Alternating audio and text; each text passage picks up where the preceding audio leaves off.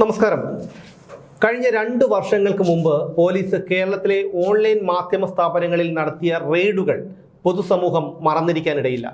മറുനാടൻ മലയാളിയുടെ ഓഫീസിൽ എത്രയോ ദിവസം കയറിയിറങ്ങി മെഡിക്കൽ കോളേജ് SHO ഹരിലാലിന്റെ നേതൃത്വത്തിലുള്ള പോലീസ് എത്ര ലക്ഷം രൂപയുടെ സാധനങ്ങൾ അവിടെ നിന്ന് കൊള്ളയടിച്ചു. ക്രൈം ഓൺലൈനിന്റെ ഓഫീസിൽ നിന്ന് CCTV ക്യാമറകൾ ഉൾപ്പെടെ കൊണ്ടുപോയി. 1 മാസം മുമ്പാണ് ഏതോ ഒരു വനിതാ CPM നേതാവിന്റെ ജാരകഥ പറഞ്ഞെന്ന കാരണം ചുമത്തി അഡ്വക്കേറ്റ് KM ഷാജഹാന്റെ വീട്ടിൽ കയറി അദ്ദേഹത്തിന്റെ മൊബൈൽ ഫോണും മകന്റെ ലാപ്ടോപ്പും അടക്കം അടിച്ചുകൊണ്ടുപോയത്. DNA ഓഫീസിൽ കൊള്ള നടത്തിയത് 2024 ഒക്ടോബർ 24-ാം തീയതിയായിരുന്നു. ഞങ്ങളെല്ലാം ചെയ്ത കുറ്റം എന്തായിരുന്നു? കേരളത്തിന്റെ സർവനാശമായ ഒരു രാഷ്ട്രീയ പാർട്ടിയുടെയും പിണറായി വിജയൻ എന്ന ഏകാധിപതിയുടെയും കൊള്ളരുതായ്മകളും അഴിമതികളും ഒക്കെ നിരന്തരം പറഞ്ഞുകൊണ്ടേയിരുന്നു. അതായിരുന്നു ഞങ്ങൾ ചെയ്ത കുറ്റം. കേരളത്തിലെ അന്നത്തെ DGPയും ചീഫ് സെക്രട്ടറിയും കഴിവുകെട്ട ഉദ്യോഗസ്ഥരാണെന്ന് പറഞ്ഞു എന്നതായിരുന്നു DNA ഓഫീസ് റെയ്ഡ് ചെയ്യാനുള്ള കാരണമായി പറഞ്ഞിരുന്നത്. ആ കാരണം പറഞ്ഞ് റെയ്ഡ് നടത്തിയ പോലീസ് ഒരു എഡിറ്റിംഗ് സിസ്റ്റവും 3 മെമ്മറി കാർഡുകളും ഒരു ലാപ്ടോപ്പും ഒരു ഹാർഡ് ഡിസ്കും ഒക്കെ കൊണ്ടുപോയി. 1 വർഷം കഴിഞ്ഞിരിക്കുന്നു. ഇതുവരെ അതൊന്നും തിരിച്ചു കിട്ടിയിട്ടില്ല. ഫോറൻസിക് ലാബിൽ പരിശോധനയ്ക്ക് അയച്ചിരിക്കുകയാണ് പോലും. ഇതിപ്പോൾ പറയാൻ കാരണമുണ്ട്. ഇതെല്ലാം കൊള്ളയടിച്ചു കൊണ്ടുപോകുമ്പോൾ പോലീസ് കോടതിയിൽ പറയുന്ന ഒരു കാരണമുണ്ട്. ഫോറൻസിക് ലാബിൽ അയക്കണം. ഇതാണ് അവർ പറയുന്ന കാരണം. എന്നാൽ സംസ്ഥാനത്തെ ഫോറൻസിക് സയൻസ് ലാബിൽ പരിശോധന കഴിഞ്ഞിട്ടും പോലീസ് ഏറ്റെടുക്കാതെ കഴിഞ്ഞ 5 വർഷങ്ങളായി കെട്ടിക്കിടക്കുന്നത് 396 ഡിജിറ്റൽ ഉപകരണങ്ങളാണ്. അക്കൂട്ടത്തിൽ മൊബൈൽ ഫോണുകളുണ്ട്, പെൻഡ്രൈവുകളുണ്ട്, ലാപ്ടോപ്പുകളുണ്ട്, ഇതൊക്കെയുണ്ട്. പരിശോധനാ ഫലം തയ്യാറാണ്. ഇത് തിരിച്ചെടുത്തു കൊണ്ടുപോകണം എന്ന് പലതവണ FSL അധികൃതർ പോലീസിനെ അറിയിച്ചു. എന്നിട്ടും അവർ കേട്ട ഭാവം നടിച്ചിട്ടില്ല. 198 കേസുകളിലായിട്ടാണ് ഈ 396 ഡിജിറ്റൽ ഉപകരണങ്ങൾ FSLൽ കെട്ടിക്കിടക്കുന്നത്. പല കോടതികളുടെയും നിർദ്ദേശപ്രകാരവും കേസിലെ അന്വേഷണ ഉദ്യോഗസ്ഥർ FSLൽ എത്തിച്ചതാണ് ഈ ഉപകരണങ്ങളൊക്കെ. ഇതിന്റെ ഒന്നും റിപ്പോർട്ട് കിട്ടാതായതോടെ കേസിന്റെ അന്വേഷണവും നിലച്ചിരിക്കുകയാണ്.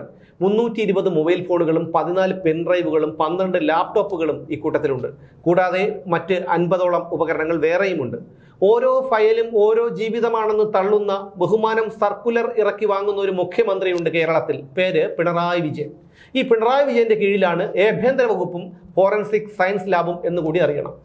ഏകദേശം 12,000 ഡിജിറ്റൽ ഉപകരണങ്ങളുടെ പരിശോധനയാണ് നിലവിൽ ലാബിൽ നടത്തിക്കൊണ്ടിരിക്കുന്നത്. FSLൽ ആവശ്യത്തിന് ജീവനക്കാരില്ല. അതുകൊണ്ട് തന്നെ ഒരുപാട് കാലമെടുത്താണ് പരിശോധനകൾ പൂർത്തിയാക്കുന്നത്. എന്നിട്ടാണ് പരിശോധന പൂർത്തിയാക്കി ഡിസ്പാച്ചിലേക്ക് മാറ്റിയ 2020 മുതലുള്ള ഡിജിറ്റൽ ഉപകരണങ്ങൾ പോലീസ് തിരിച്ചെടുക്കാത്തത്. വർഷങ്ങൾ പഴക്കമുള്ള കേസുകളുടെ റിപ്പോർട്ടുകളും ഇക്കൂട്ടത്തിലുണ്ട്. ചില കേസുകളിൽ ഡിജിറ്റൽ തെളിവുകളുടെ പരിശോധന നിർണായകമാണ്. ഇത് നോക്കിയാണ് പ്രതി ചേർക്കപ്പെട്ടയാൾ കുറ്റക്കാരനാണോ അല്ലയോ എന്ന് കോടതി കണ്ടെത്തുന്നത്. പരിശോധന പൂർത്തിയാക്കിയ ഈ ഉപകരണങ്ങൾ പോലീസ് തിരിച്ചെടുക്കാത്തത് കാരണം കുറ്റവാളികൾക്ക് ശിക്ഷ കിട്ടുന്നതിനും ഇരയ്ക്ക് നീതി കിട്ടുന്നതിനും കാലതാമസം ഉണ്ടാകുന്നുണ്ട്.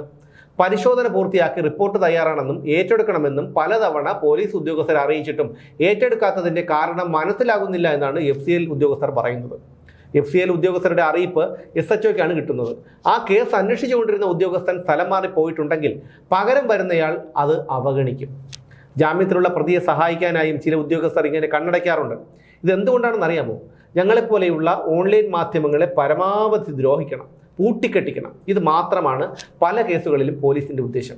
അതവരുടെ സ്വന്തം ഇഷ്ടമനുസരിച്ച് ചെയ്യുന്നതല്ല. സൂപ്പർ മുഖ്യമന്ത്രിയും ശിങ്കിടികളും ആജ്ഞാപിച്ചാൽ ചെയ്യാതിരിക്കാൻ പോലീസുകാർക്ക് മറ്റ് നിർവാഹമില്ല. നോക്കൂ, DNA ഓഫീസിൽ തന്നെ SV ഷിബു എന്ന ഗ്രേഡ് SIയുടെ നേതൃത്വത്തിൽ കൊള്ള നടത്തിയത് 4.5 മണിക്കൂറോളമാണ്. പരിശോധിക്കാൻ 1 ഇഞ്ച് സ്ഥലം ബാക്കിയില്ലായിരുന്നു. കേരളത്തിന്റെ സിസ്റ്റം മൊത്തം തകർന്നു തരിപ്പണമായി കിടക്കുകയാണ്. എന്നെങ്കിലും ആ സിസ്റ്റം ശരിയാകുമായിരിക്കും. അന്നേ ഇതിനൊക്കെ ഒരു മാറ്റം വരും.